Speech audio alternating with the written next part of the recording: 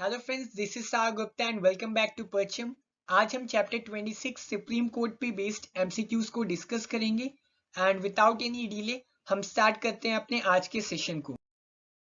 सबसे पहले देखते हैं हम अपना previous year question. Which of the following is not a parliamentary committee?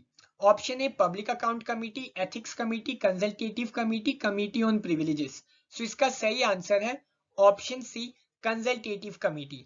अब जो पार्लियामेंट्री कमिटी होती है उनको अपॉइंट या फिर इलेक्ट पार्लियामेंट द्वारा किया जाता है, या फिर उनके मेंबर्स को नॉमिनेट कौन करता है? स्पीकर या चेयरमैन। बट जहां तक बात है कंसल्टेटिव कमिटी की, तो उसको कौन अपॉइंट करता है, उसके मेंबर्स को कौन इलेक्ट करता है या फिर डिसाइड करता है कि ये जो पार्टिकुलर इंसान है वो इस कमिटी का मेंबर होगा? That all is being decided by ministry of parliamentary affairs. इस कारण कंसल्टेटिव कमिटी एक पार्लियामेंट्री कमिटी नहीं है। और कंसल्टेटिव कमिटी का एडवांटेज क्या है? It provides forum for informal discussions.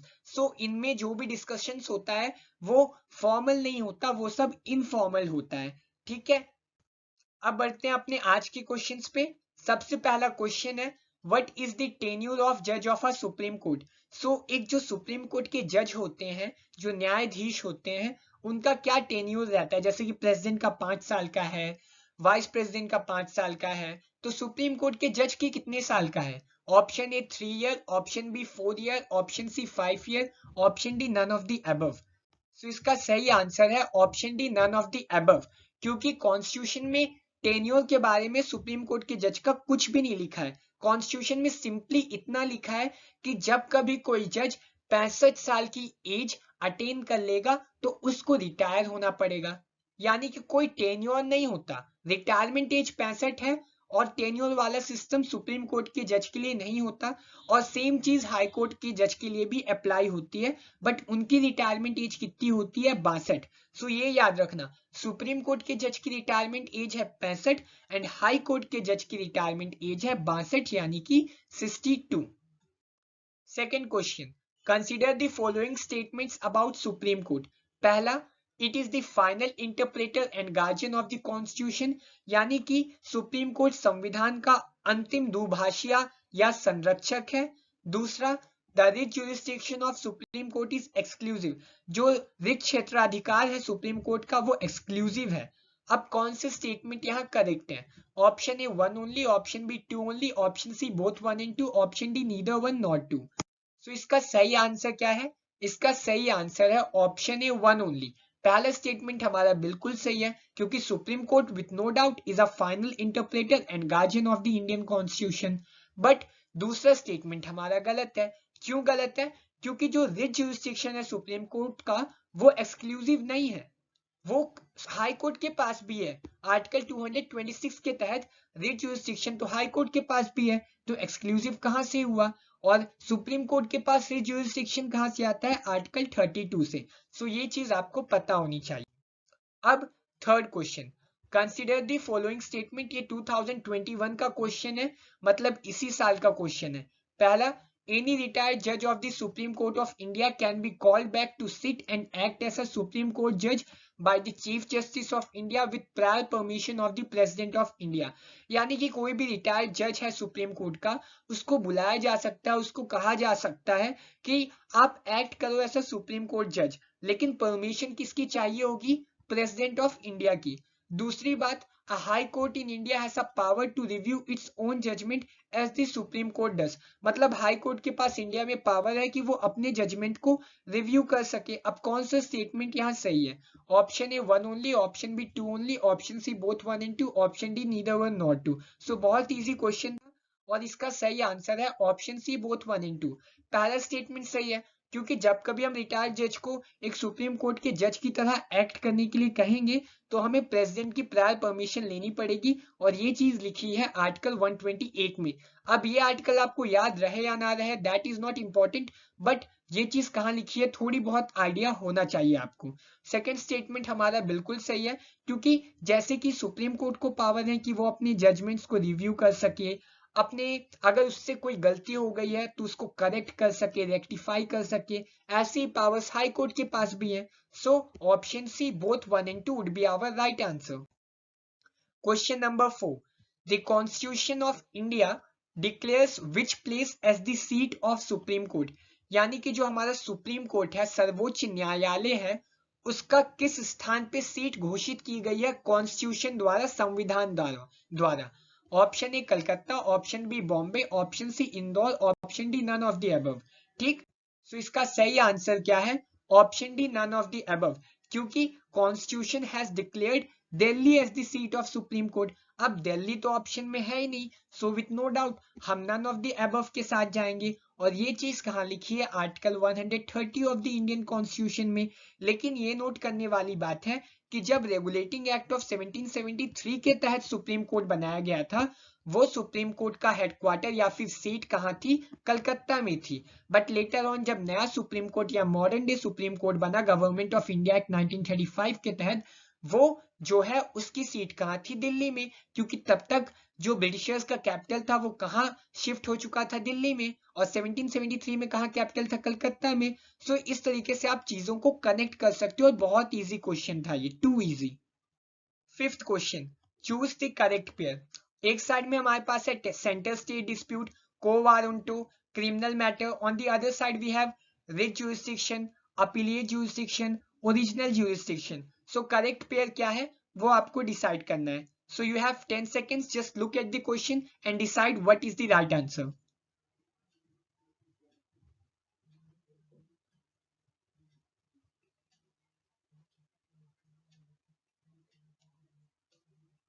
सो इसका सही आंसर है ऑप्शन डी। क्यों? क्योंकि जो सेंटर स्टेट डिस्प्यूट्स होते हैं वो सुप्रीम कोर्ट के ओरिजिनल ज्यूरिसडिक्शन के अंदर आते हैं, आर्टिकल 131 के अंदर। को वारंटो जो होता है वो सुप्रीम कोर्ट का रिट ज्यूरिसडिक्शन है और ये आता है आर्टिकल 32 के अंदर। क्रिमिनल मैटर्स जो है वो सुप्रीम कोर्ट के अपीलेट ज्यूरिसडिक्शन के अंदर आते हैं और ये चीज लिखी है आर्टिकल 134 में। यानी कि 1 का सी, 2 का ए एंड 3 का बी। सो सही ऑप्शन है ऑप्शन डी। ये चीज आपको क्लियर होनी चाहिए। Sixth question, consider the following statement. पहला, द रिटायर्ड जजेस of supreme court are prohibited from pleading in any court, यानी कि जो सुप्रीम कोर्ट के सेवानिवृत्त न्यायाधीश होते हैं वो किसी भी अदालत में पैरवी नहीं कर सकते, प्लीड नहीं कर सकते, लॉयर के रूप में काम नहीं कर सकते। Second, the jurisdiction of supreme court can not be curtailed, यानी जो सर्वोच्च न्यायालय है उसके अधिकार क्षेत्र में किसी भी तरीके की कटौती नहीं की जा सकती। अब कौन सा स्टेटमेंट सही है? Option A 1 only, option B 2 only, option C both 1 and 2, option D none of the above. So इसका सही आंसर है ऑप्शन सी बोथ 1 and 2। ठीक है, क्योंकि पहला स्टेटमेंट भी सही है और दूसरा स्टेटमेंट भी सही है। रिटायर्ड जजेस हैं सुप्रीम कोर्ट के, वो किसी भी कोर्ट के सामने प्लीड नहीं कर सकते, आर्टिकल 124 क्लोज 7 में क्लियरली लिखा हुआ है। और दूसरी चीज की जो ज्यूरिसडिक्शन है सुप्रीम कोर्ट का, जो अधिकार है वो किसी भी तरीके से कम नहीं किया जा सकता। आर्टिकल 138 में ये लिखा हुआ है कि पार्लियामेंट जो है, जो संसद है हमारी, केवल और केवल सुप्रीम कोर्ट के ज्यूरिसडिक्शन को बढ़ा सकती है, कभी भी उसे कम नहीं कर सकती। Seventh, as per Indian constitution what are the grounds of removal of जज ऑफ अ सुप्रीम कोर्ट, यानी कि जो भारतीय संविधान है उसके हिसाब से अगर हमें किसी भी सुप्रीम कोर्ट के जज को रिमूव करना है तो क्या ग्राउंड पे हम रिमूव कर सकते हैं? Option A violation of constitution, option B proved misbehaviour, option C incapacity, option D proved misbehaviour and incapacity. इसका सही आंसर है option D proved misbehaviour and incapacity. And जहां तक बात है वायलेशन ऑफ कॉन्स्टिट्यूशन की, it's a ground of removal for a president. ठीक है, और प्रूव्ड मिसबिहेवियर और इनकैपेसिटी दोनों ही ग्राउंड हो सकते हैं सुप्रीम कोर्ट के जज को रिमूव करने के लिए। And it's interesting to know, और I would say it's fortunate to know, कि आज तक किसी भी जज को सुप्रीम कोर्ट के इम्पीच नहीं किया गया है, रिमूव नहीं किया गया है। Eighth question. The Supreme Court of India tenders advice to the President on a matter of law or fact, यानी कि जो भारत का सर्वोच्च न्यायालय है वो कानून या तथ्य के मामले में राष्ट्रपति को सलाह देता है, वो किस हिसाब से देता है? 2001 में इसको पूछा था। Option A on its own initiative, मतलब अपनी ही पहल पर उसका मन किया सुप्रीम कोर्ट का और जाके एडवाइस दे दी प्रेसिडेंट को। Only if he seeks such advice, केवल तब जब प्रेसिडेंट सुप्रीम कोर्ट के पास एडवाइस ले।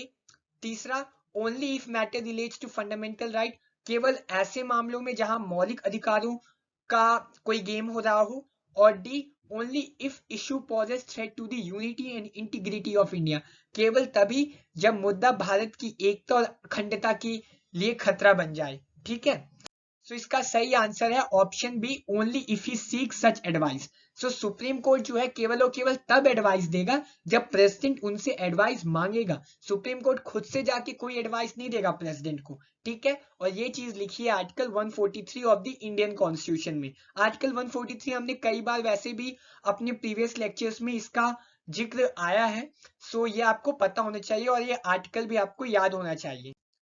अब बात करते हैं 9th क्वेश्चन की।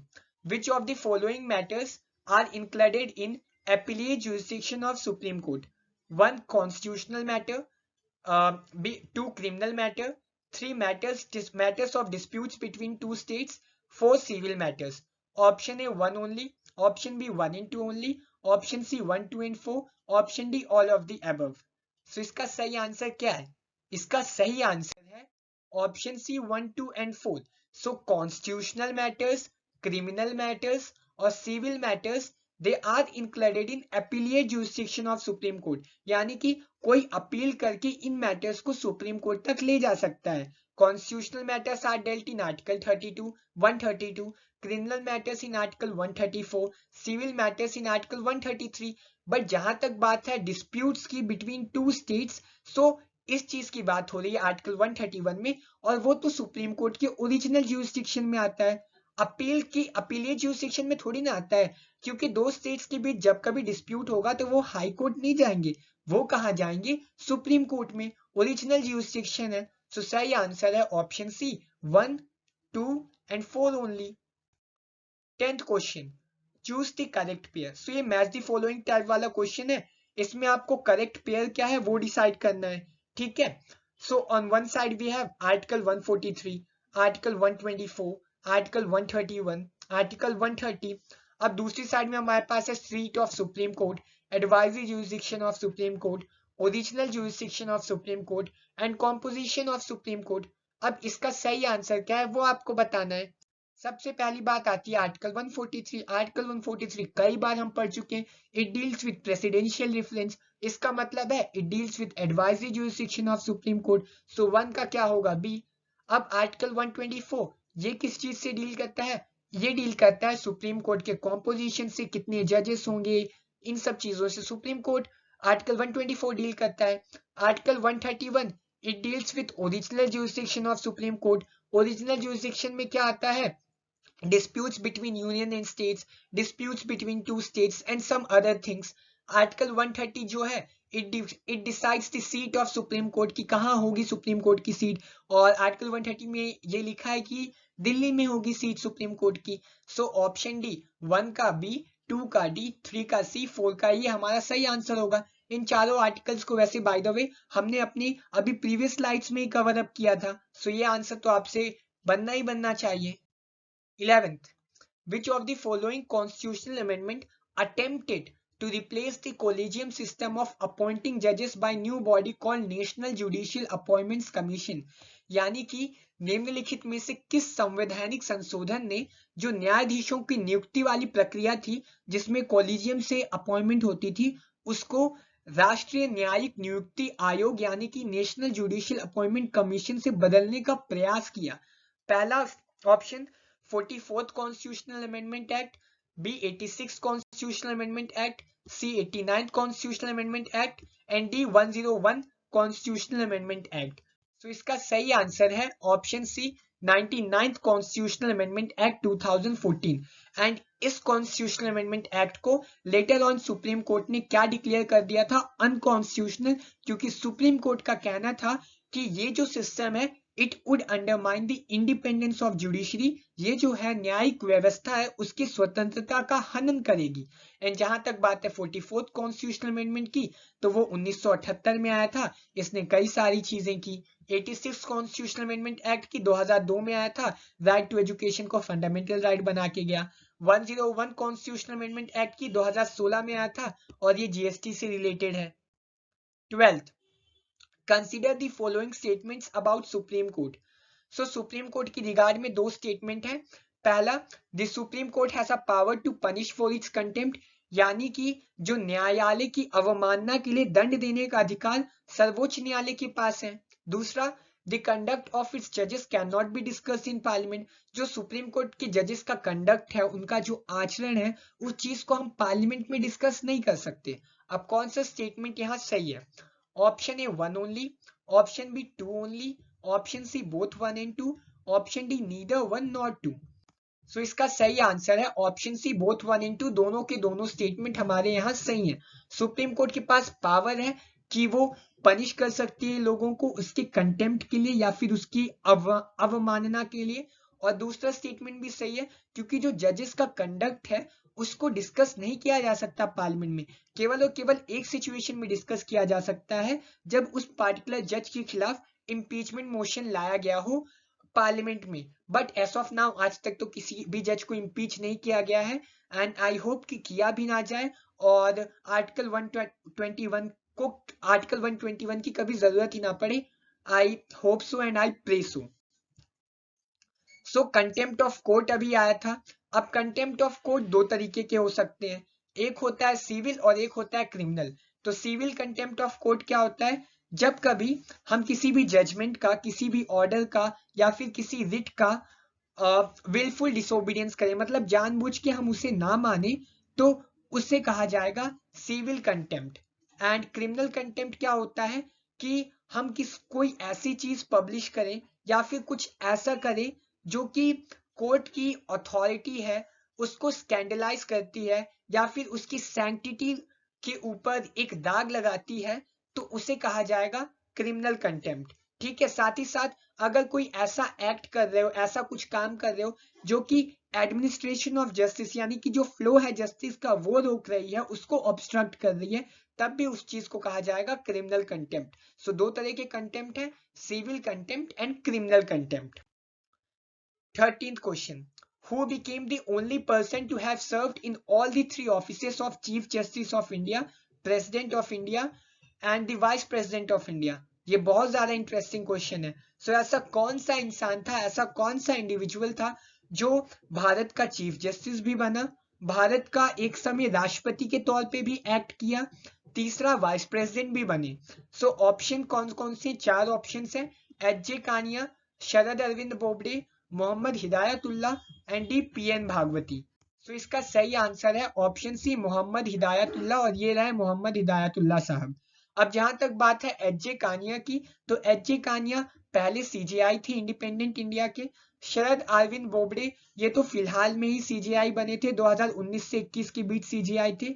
पीएन भागवती ये भी सीजेआई थी एक समय के, एंड सबसे बड़ा कंट्रीब्यूशन इनका ये है कि इन्होंने जो पीआईएल है, पब्लिक इंटरेस्ट लिटिगेशन है, उसको जो है आई वुड से कि बहुत बड़ा एक पुश दिया, and therefore he is said to be a pioneer of PIL in India. अब मोहम्मद हिदायतुल्ला के बारे में जाने तो he was the 11th chief justice of India. He was the acting president of India in 1969 जब जाकिर हुसैन की डेथ हो गई थी और वीवी गिरी ने रिजाइन कर दिया था from the post of vice president. तब एम हिदायतुल्ला ने एक्टिंग प्रेसिडेंट के रूप में वर्क किया था, and he was the 6th vice president of India between 1979 to 84। सो ये चीज आपको पता होनी चाहिए, और क्योंकि ये थोड़े बड़े फिगर हैं और बहुत ज्यादा इंपॉर्टेंट जजमेंट्स भी ये देते थे, सो इस कारण हमें ये तीनों चीजें इनके बारे में पता होनी चाहिए। UPSC might frame questions over him on him। 14th, consider the following statements about Supreme Court। पहला, it decides disputes regarding election of the president and vice president। so ये जो सुप्रीम कोर्ट है हमारा सर्वोच्च न्यायालय, वो राष्ट्रपति और उपराष्ट्रपति के चुनाव के संबंध में किसी तरह की शंका है, शक है, विवाद है, तो उसका निवारण करती है, उस पर फैसला करती है।